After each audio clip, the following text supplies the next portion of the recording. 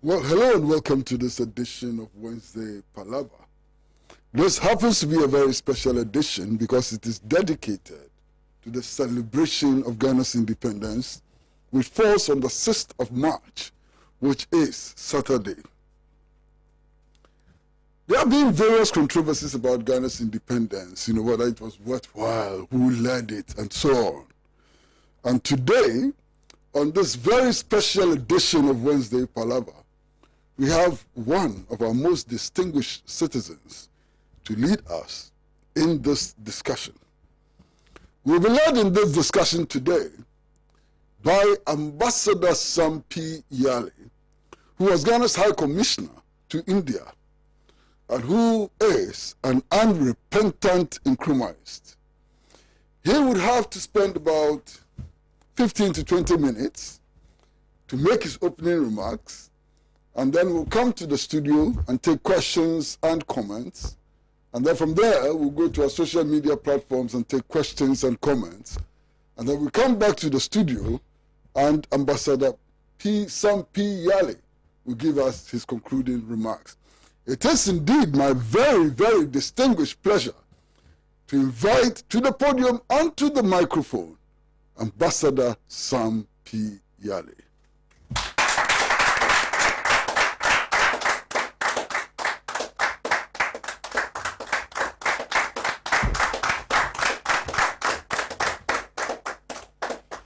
Good evening, and I hope I can call you young comrade,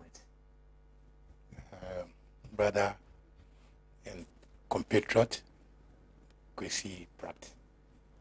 We've been in the trenches following Kwame Nkrumah over the years, and until I close my eyes, I will never stop supporting Kwame Nkrumah because of what I know happened and the fact that there is deliberate effort to distort the history of this country, and especially so because the youth of this country, who are the future generation, are being denied the true story of what happened. And if those of us who participated as young pioneers and have lived some of this history do not tell you, it will be lost. Comrades, a lot of distorted facts have been given on the history of Ghana.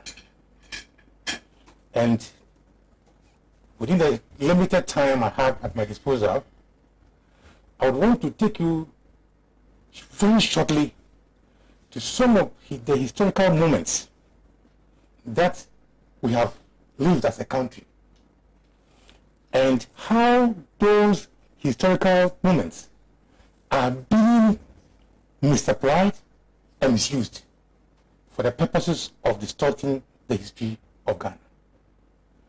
So, for example, we have changed our Republic Day to 4th August, which is supposed to be the birth of the new GCC. Again, there is this struggle to say that we don't have a founder, we have founders. And then the story of the founders or the founder is like a young village girl who got to know 2 or 3 young men before he got married. Then when he got married and had a child, somebody is claiming that her first boyfriend, when he attained puberty, is also the father of the child. Ladies and gentlemen, some have said the beginning of the struggle is the Aborigines Rights Protection Society. I don't have any quarrel with that, because that was the first attempt at black or African consciousness to fight the British. But be careful before you give that conclusion. What was the Aborigines Rights Protection Society protesting? They were protesting against the Land Act by the Crown, the British Crown, which sought to annex the whole of Ghana land, Gold Coast land, to the British. So they resisted it. Of course, they had trained us And we have come out with some elites like John Mensah Saba of Cape Coast. So he organized the late to protest and also petition. They indeed went to the United Kingdom with a petition, and the petition was accepted. So we can honestly say that that could be one of the first attempts at resisting the oppressors' rule.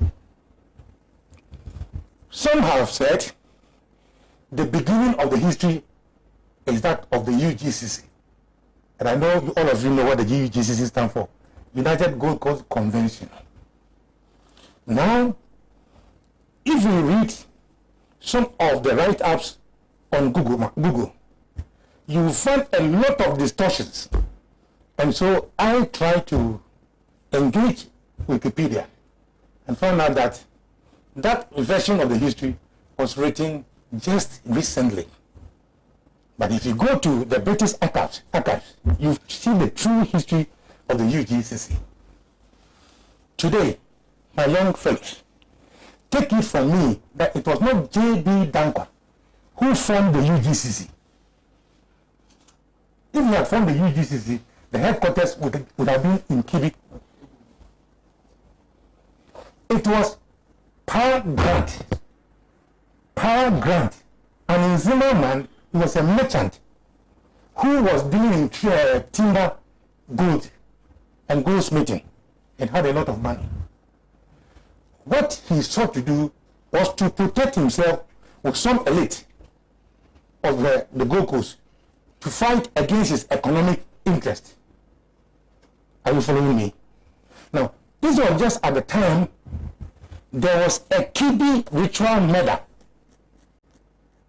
which had lasted for over 4 years and had been tried across Ghana, West Africa, Court of Appeal to the Privy Council in London. And in all this, he has been defeated. So he was afraid that his people would be jailed. So he aligned himself with his cousins to J.B. Grant. That's why they joined the UGCC. But take it from me that it was Grant who founded every PESWA of the UGCC. And what was their interest? To protect their commercial and political interest. They did not per se, at the beginning, in the middle, until Nkrumah arrived, have any intention of fighting or ousting the colonial masters for the country. They will always meet and talk big English, drink tea, and go back. Until Sir Ako Adjei said, wait a minute. Our last discussions was towards finding some kind of independence for Gold Coast. And their independence fight was not about giving the total independence as we see today. They were seeking to be members of the British Legislative Council that was pertaining in Ghana, Gold Coast. Are you following me? So every period of the struggle had its aim. So if you are misled in changing the aims, you think that this can be substituted for that, and it's not true. Are you following me? So, Sir Akweju said, look here, I went to London. I saw and heard of a Ghanaian who was so dynamic, and that if you brought him on board, it would be good for the struggle we are in. So it was Grant who paid the ship fare from Liverpool to Accra, to Cape Coast, for Ghana. It was not J.B. Dankwa. Indeed, I wanted to bring to you, and I believe that he has it, the constitution of the UGCC. And in the constitution of UGCC, you will see very, very clearly that J.B. Dankwa was the president. Grant was the president. J.B. Dankwa was the Eastern Regional President. Sir Aguma Williams was the Central Regional President. R.S. Blay was the Western Regional President. So the highest position that David Dankwa enjoyed in the UGCC was that he was a regional chairman of the party. Are you following me? And this is not being proud of us. This is from the constitution of the UGCC. And when Nkrumah came, the idea was that, okay, if you want independence, then it should be within the shortest possible time. Osagyefo looked at it and said, this is too much of an elitist club. Are you following me? Some Ghanaians who have been trained in Oxford as lawyers that have come together with some chiefs.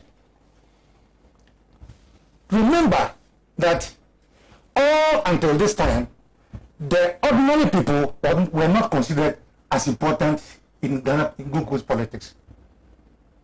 Kwame Nkrumah came in and said, well, I do not think this vehicle can be used for this journey. And that I would engage the people. So that was one of their misunderstandings. When they said, how can you bring ordinary veranda boys, that's the origin of the term veranda boys, to be part of us?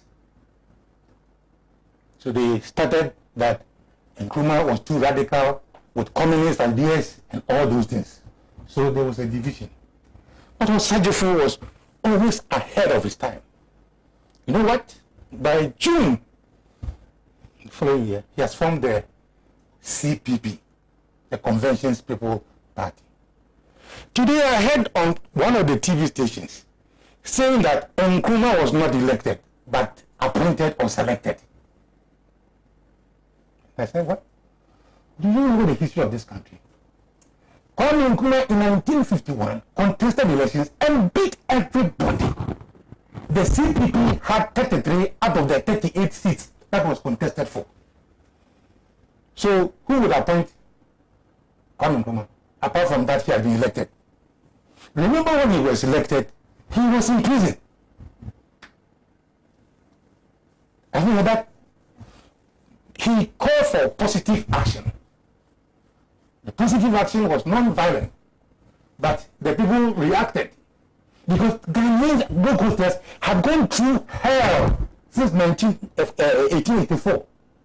So there was this passion for independence. However, it meant to them.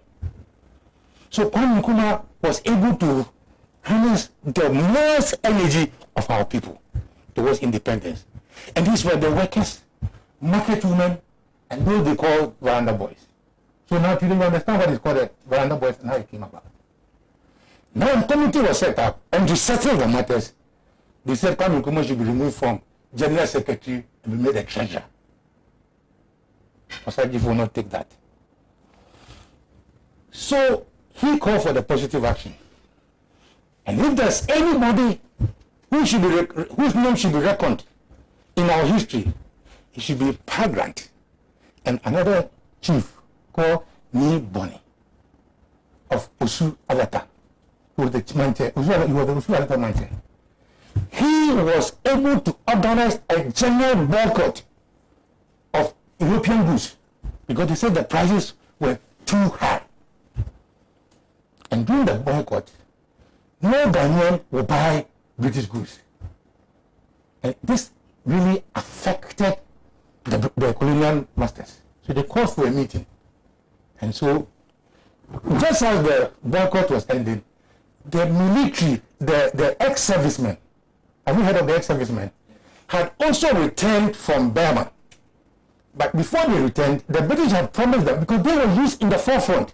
It was the Ghanaian Gold Coast soldiers who could withstand the malaria and fight in the trenches to defeat the enemies of the British colony. So when they came, after some time, their social security was not paid as promised, and there were no jobs for them. So they also took part in the riot. But their march was very peaceful. They decided to march toward the castle. When they reached, just near the Accra Sports Stadium, you see a garden there. There are some statues there. They were asked to stop. They didn't stop.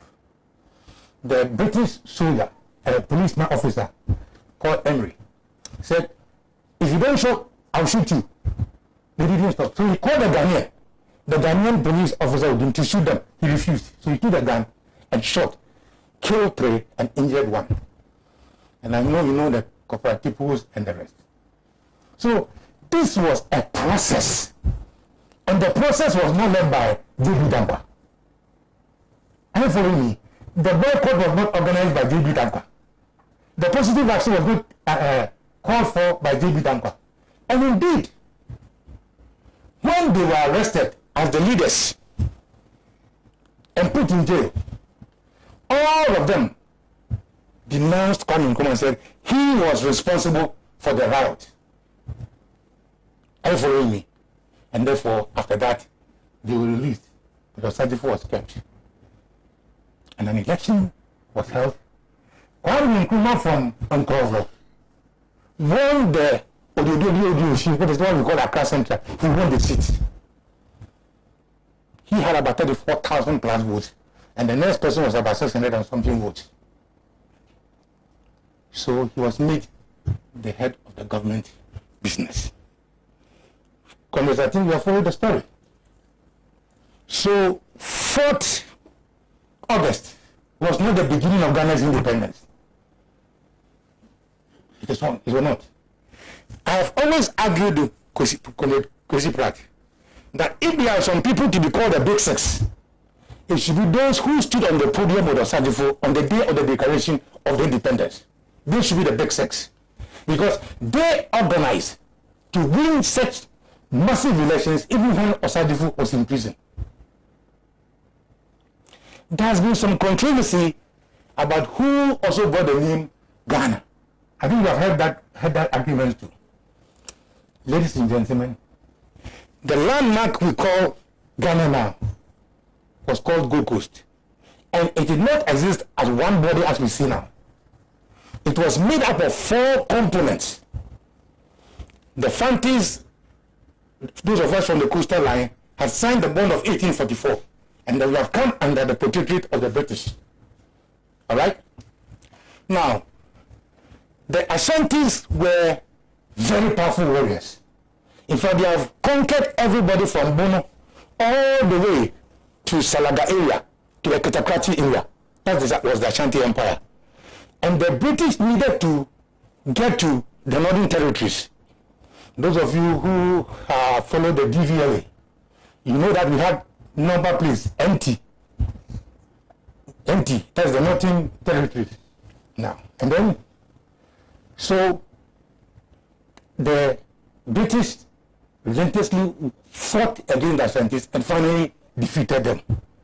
And if you go to Kumasi today and you go to Odun, you see some red fort near the post office. That's where the governor established his dominion over the Ashanti region. And they took over and made the northern region a protectorate. At that time, Togo was a United Nations protectorate because it was shared, West Africa was shared between the British and the Germans, and the French, because they wanted to take everything from the Germans who had caused the First and Second World War. Do you know that story also? So Togo, which was part of the German Empire, was given first to the United Nations and then to the British. So it became British Togoland. Have you heard that before? It became the British Togoland. And the question was asked whether or not they wanted to be part of Ghana or remain part of Togo. And there was something what you call referendum. Do you know that? Something we call, because what do you mean? You know, the plebiscite. Thank you. And the people massively voted to join the Gold Coast. So at the time of our independence, Transvoter Togoland or British Togoland was part of Ghana. at the time of our independence.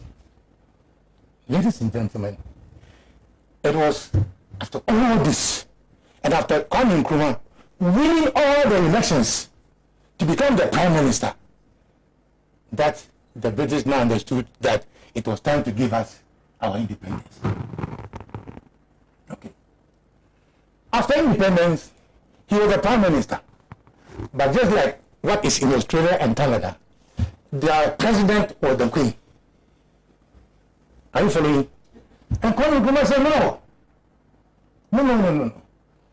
We as black people are capable of managing our own affairs. And therefore, we want our president to be a Ghanaian. And 1957, we won the independence. And then later, they gave us our Republican status. So why?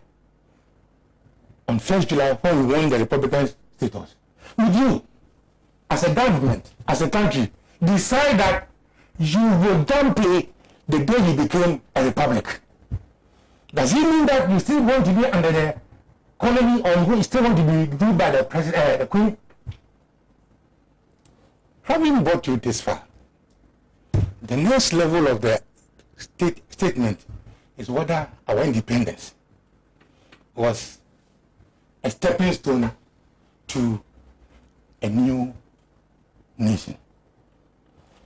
Ladies and gentlemen, on the eve of independence, Osadifo Dr. Kwame Nkrumah made a profound and historic statement that the independence of Ghana was meaningless until it was linked with the total liberation of Africa.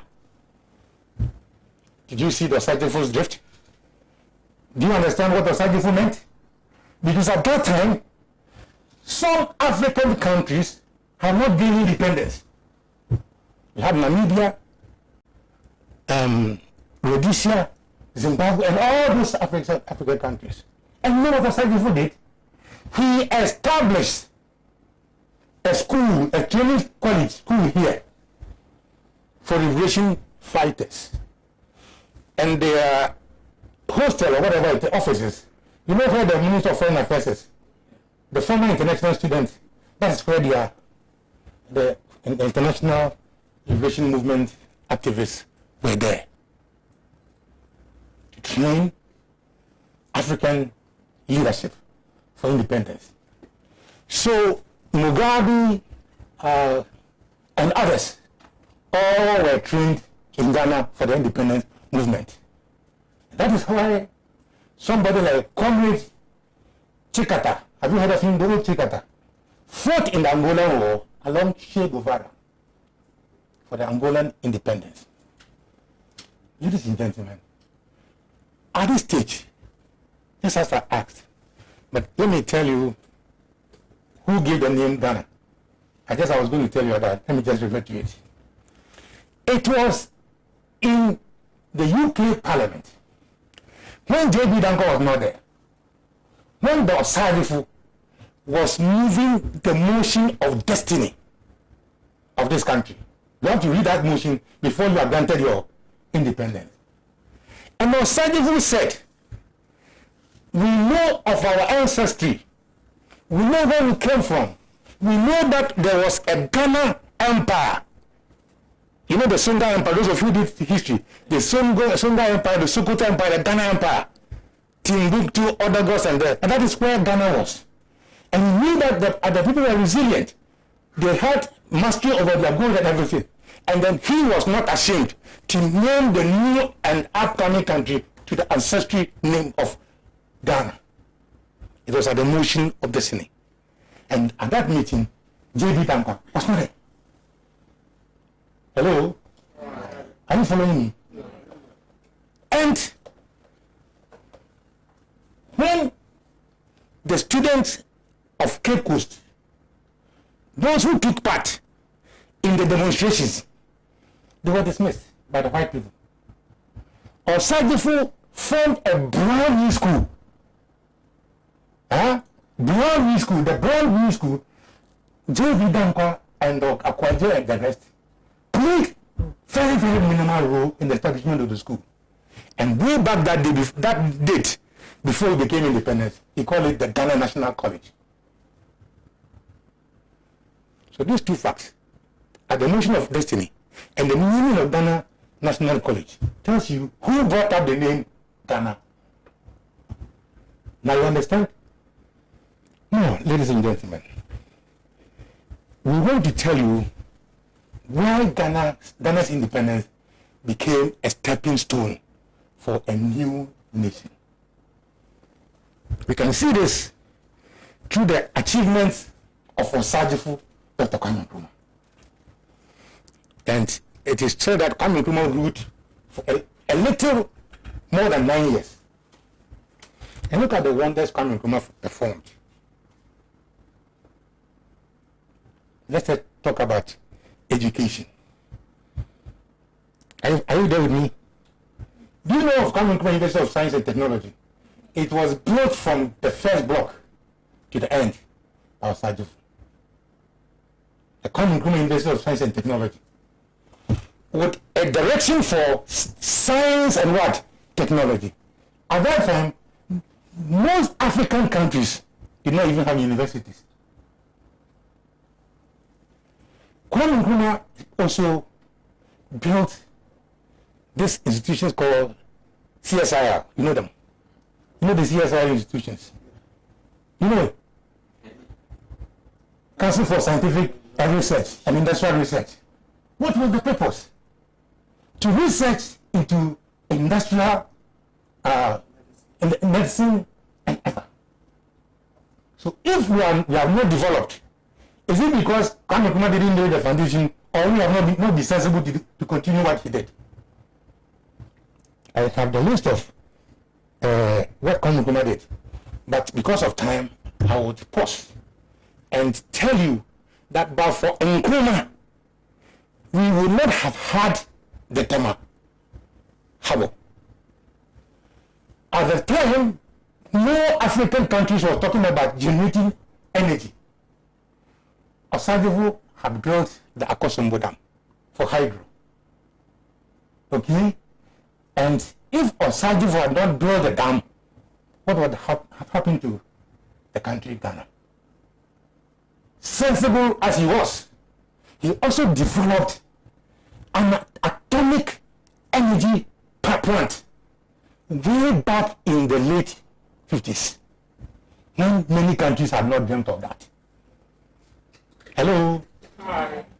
In Japan, the whole of Asia, nobody had dreamt of a motorway. Osagyefo built the first motorway for Ghana. You see the architecture of Kwame Nkrumah. You know the Job 600? You know Job 600? The Parliament House. You see the architecture? Do you have any building in Accra that's more beautiful than it? No. And it's called Job 600 because SCC, one of the corporations Kwame Nkrumah established, put that building as their job number 600. Ladies and gentlemen, in terms of health, Kwame Nkrumah built the Confanachi Hospital from scratch. Effiong Kwanta Hospital from scratch. If you see every school, that looks like the Laboni school. You see those buildings? Accra Girls Laboni, Takwa Asenkegwa, Bogoso, all those schools were built by Kwame Nkrumah within 10 years. He was so particular that even plant medicine, he had a hospital for it at the Equapim there. What is it that Kwame Nkrumah did not leave us? He left us everything from matches to toothpick. He had a shoe factory. He had Ghana Airways. You know Ghana Airways? Have you heard of Ghana Airways? It was the best. We flew the DC-10 and all those sophisticated planes. We established the Ghana Black Star Line with 16 ships. 16 ships. And established the Tema dry docks. And then you know the intention, all the ships that will come and pass there, it was a fort, it will be repaired there. That was what Singapore has lived upon up to date. Kwame Nkrumah did not only influence Ghana and Africa. You know Malaysia? Malaysia came to learn about the agricultural practices of Ghana and took our palm oil, the palm tree, and now it is the best. They have changed, they have moved from ordinary palm oil and they are using it for petrol and other things. Have you traveled along the coast? You see coconut plantations from Keta to Elugu. Kwame Nkrumah planted coconut across. Have you passed through a palm before? And you see the coconut plants there. It was planted by Kwame Nkrumah. There were massive plantations of palm nut. And if you pass the industrial area and the industrial area, Vago, name it, the Bank of Ghana, everything was given to us by Kwame Nkrumah. So I can claim that, but for Osajifo, Ghana would have not seen electric bulb. And if he had not been overthrown, Ghana would be like Malaysia and the rest. It's our bankruptcy, our love for things that does not benefit us. What has brought us where we are today. And that is why today you see people who were opposing Kwame Nkrumah and are in power and they want to overturn everything. Ladies and gentlemen, I'll pause here and then wait for specific questions and I'll fill in with details. Thank you very much.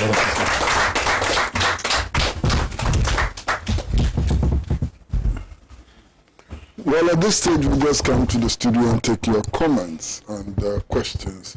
And also at the same time, we would ask the producer, Loretta, to get the social media messages ready so she can read them as quickly as we are done with. We are running for time. So studio audience, those of you who have questions, who have comments and so on, just simply raise your hands. I'd like to see the hands. I see one hand up. I see two hands up.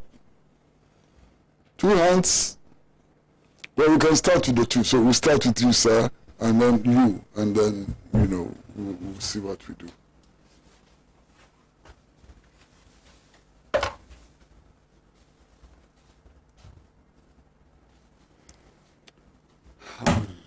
Good evening, fellow comrades. Before I say anything, let me thank His Excellency Sampi Yalley for this incisive briefing.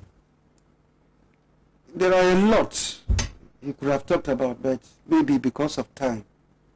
But little that I also know about is, Kwame Nkrumah is not, when they say he's sensible, he's not sensible. He's a visionary.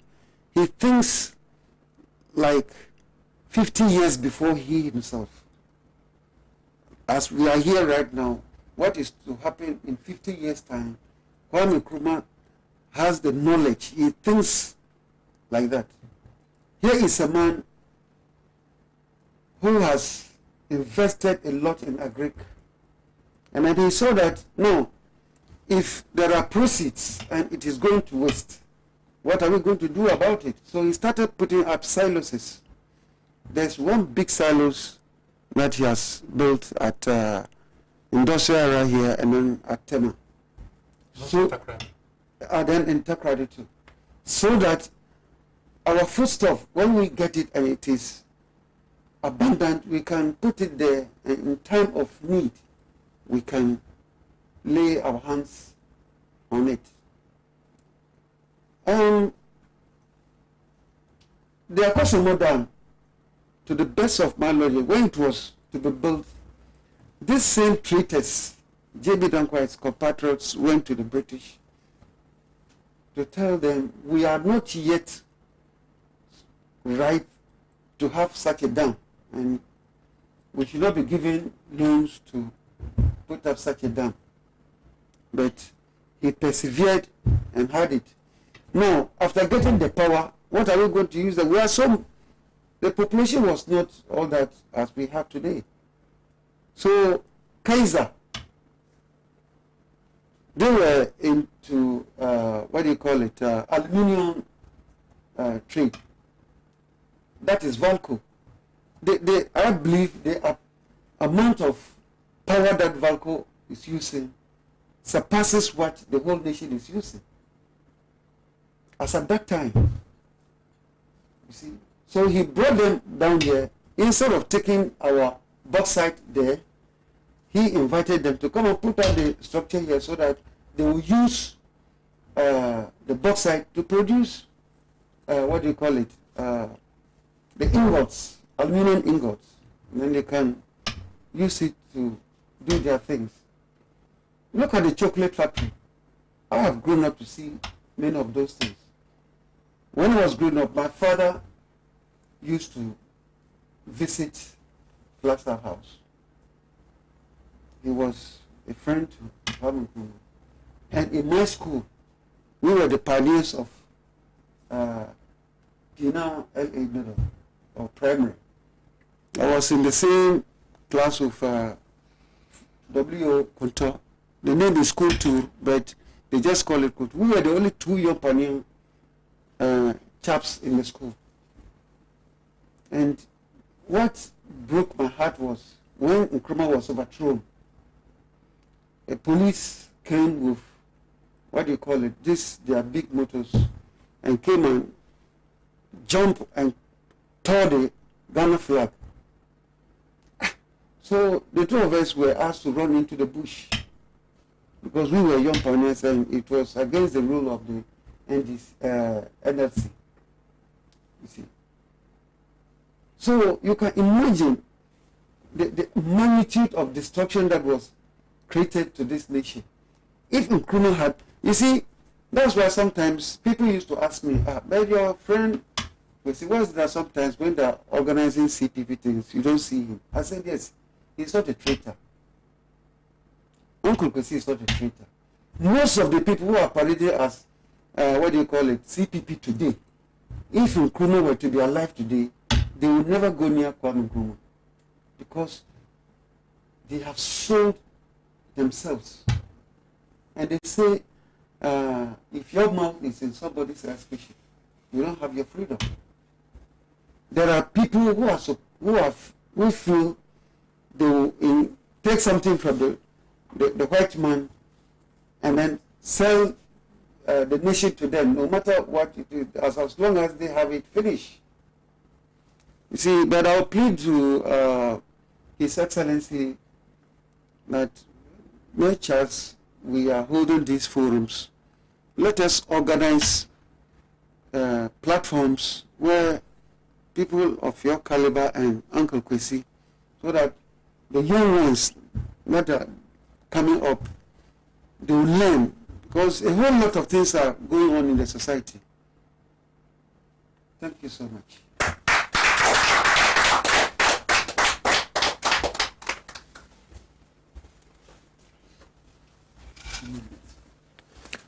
Good evening, comrades.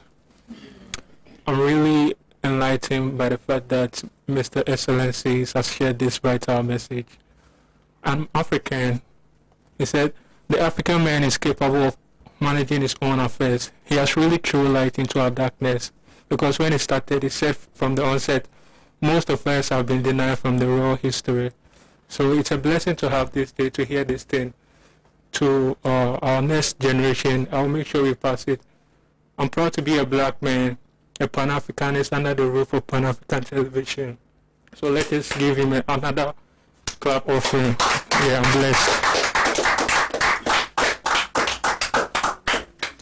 My friends and viewers, at this thing, we'd like to invite to the microphone Loretta, one of the producers of the show, to read the messages from social media. Loretta.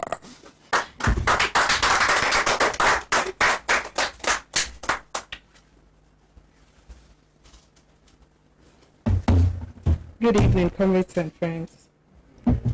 This message is from Isaka Muhammad from Kumasi. It says, please, can we hear something about the involvement of the CIA in the overthrow of Kwame Nkrumah?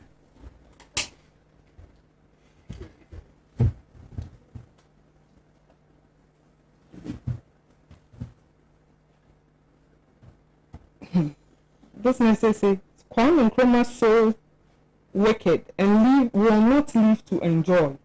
I'm not getting the message so well. This says, Malaysia and Singapore copied Nkrumah's ideology and used it to perfection. They played the Western countries to their own game, and look at where they are now. Savlugu says, good evening. Good evening to you, Savlugu. Eboteria says, those who betrayed Kwame Nkrumah, though they are dead, their children are still betraying his legacy and destroying his achievement. Nyako Isaka says, history can never be hidden. Empty Kwita says, our up-and-coming generation needs more of this reality. Vincent Kingsford says, in fact, Osajifo Dr. Kwame Nkrumah was a god of Africa and Ghana as well, but we the Ghanaians did not see the usefulness of Nkrumah. He continues to say, this should be ingrained somewhere, lest the next generation misses out. Okay, so Vincent says, the speech of the man is making me cry. Bella Abdallah says, the overthrow of Osajifo Dr. Kwame Nkrumah was the reversal of Ghana's fortunes. MT Quita says, this spirit of can-do of Dr. Nkrumah must be revived and rekindled in our young men and women. Christopher says, watching from Winneba, I like the program. Let's see if we have some more messages on WhatsApp.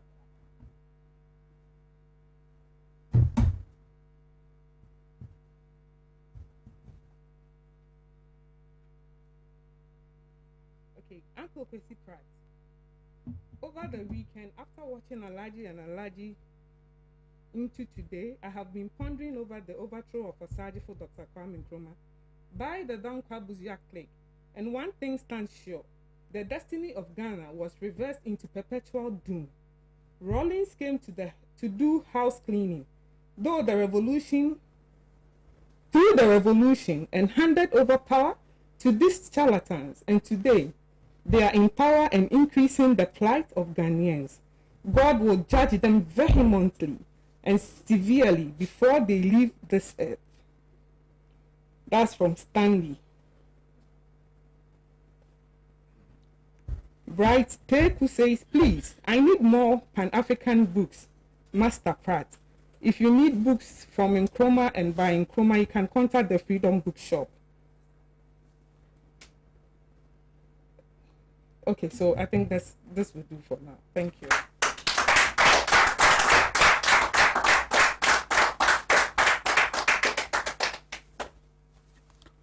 Well, we have almost run out of time, and we'll give Ambassador Sampi Yalley how many minutes? 2 minutes to round up. Ambassador Sampi Yalley, 2 minutes to round up. Well, it's our friend A.B. Fuseni who says a person who has no drums beats his chest. And in this day and age, where there's a scramble to name everything after somebody, and for the purposes of history, and for the defense of your faith in Nkrumah, I want to run you through some of the things Kwame Nkrumah did, so that when you see them, you know that you are spiritually linked to them. Osajifo, as a visionary, was not just the man, or what he did, or what he stood for. What was in his vision for the world, but for Nkrumah, there could have been a third world war, because he stood firm and said, Africa will be non-aligned. And you have heard of the non-aligned movement. Now listen, in the field of education, I'm running you through these things fast. In the secondary schools, can I go on? We have the You see the Fansman Girls School was built by Kwame Nkrumah. Ghana National College, I've told you about that. Oforipeni School was built by Kwame Nkrumah in his home backyard. Kijima Secondary School, Winneba, Swedro, Apam, Doma, Tema, Takwa, Enche, Hulu Valley, Asankagwa. Kwame Nkrumah made sure that every district capital had a secondary school or a training college. So we had things like Kwame Nkrumah built the Kwadasu Agricultural College. Do you know that? Kwadasu. He built the Aswansi in the central region. There's also an agricultural training institute there. Then he built the Atebubu College, training college, Brekum, Fosu, Enche training colleges. All within 10 years. He built, like I said, the University of Ghana was at first not giving degree certificate. Kwame Nkrumah built it and made it full-fledged university. I told you he built the Cape Coast University from the blocks. He built tech from the blocks. Institute of African Studies, he built it. Then he built the Kwame Nkrumah Institute of Economics and Political Science, that which is in Winneba, the one that we call Ideological Institute. He built it. And when you go there, those structures cannot be challenged. Never. Ajunaku School of Languages, Takrady Technical Institute, Takrady Polytechnic, Kumasi Technical Institute, Accra Polytechnic. He built a Confanachi Hospital. Kolebu, Kolebu was built by Godisberg. You see that small structure there. But Kwame Nkrumah built the medical block, maternity block, surgical block, child health care blocks. All those things were built by Kwame Nkrumah. Then he established the Ghana Medical School, right? And made it open to everybody. Do you know that the Ghana Law School was established by Kwame Nkrumah? The Ghana Law School was established by Dr. Kwame Nkrumah. Then, have you heard of G-Hawk Pharmaceuticals? G-Hawk. If Kwame Nkrumah was alive, in collaboration with the Herbal Center he built, and the pharmaceutical, we should have found a COVID remedy by ourselves. We would have found a remedy by ourselves because of the infrastructure he had put there in terms of research. Listen to factories. So if all these factories are closed down, why wouldn't there be unemployment for the youth? He built a Bosso glass factory. We are still drinking beer, isn't it? We are importing glass. We are importing bottles. We had our own factory, and the factory is still sitting there. He built the Zarungu meat factory, Winchi tomato cannery. Now, today, we are importing tomato from where? China and Burkina Faso. We had our own factory for tomato. We had the Kede match factory. We had the Kosombo textiles, Kumasi shoe factory, Fualugu tomato factory, Esuchari sugar, Commander sugar factory, Kumasi jute factory, in Sawan cannery, brick and tiles, Tako monster ties. Did you know that we used to manufacture ties? Firestone. And we were supplying America with ties.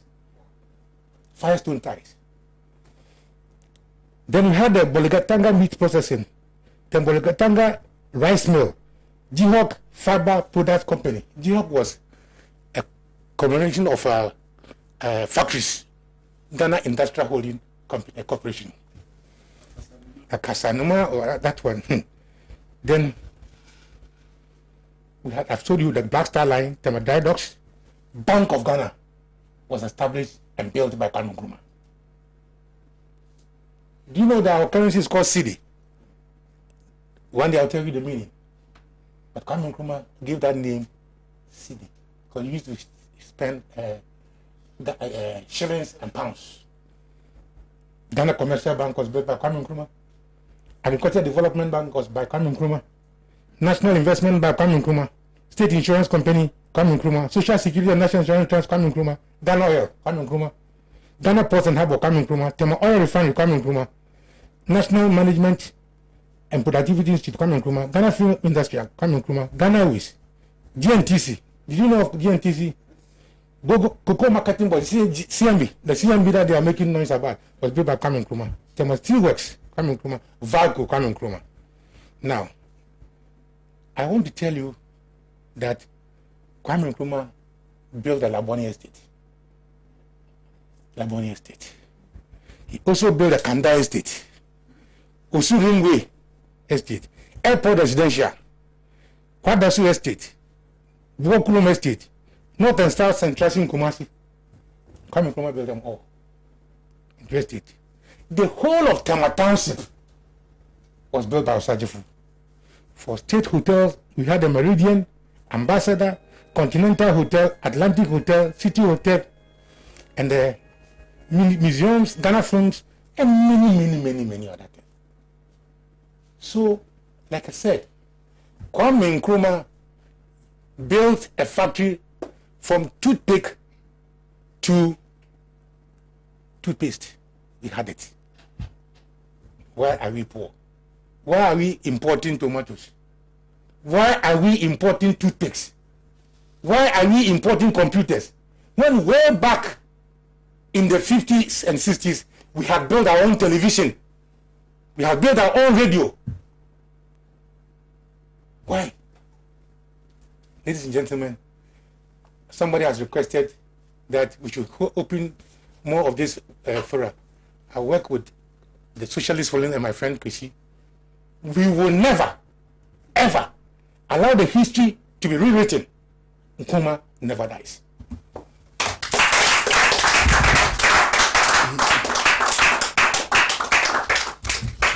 Well. First of all, I'd like to thank Ambassador Sampi Yalley for his presence and his contribution to this discussion. We are most grateful to him. I would like to thank also those of you who allowed us into your homes, wherever you are, in Africa or in Europe. We'd like to thank you very much for allowing us into your homes. And then the studio audience. Without you, this program is not possible. So on this note, on behalf of all of us at Pan-African Television, the producer, everybody, cameramen and sound people, and so on, Loretta and Roseanne, we'd like to say goodbye until we meet again next week. Bye-bye.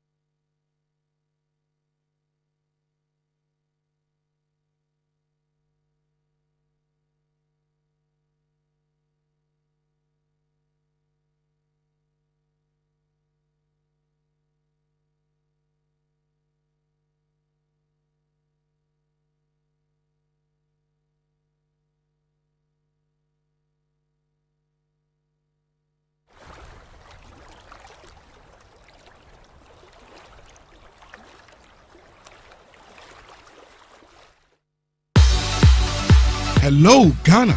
I introduce you to the #1 combined harvesters in the whole universe, the World Combined Harvester. World Combined Harvesters are very efficient and drastically reduce post-harvest losses.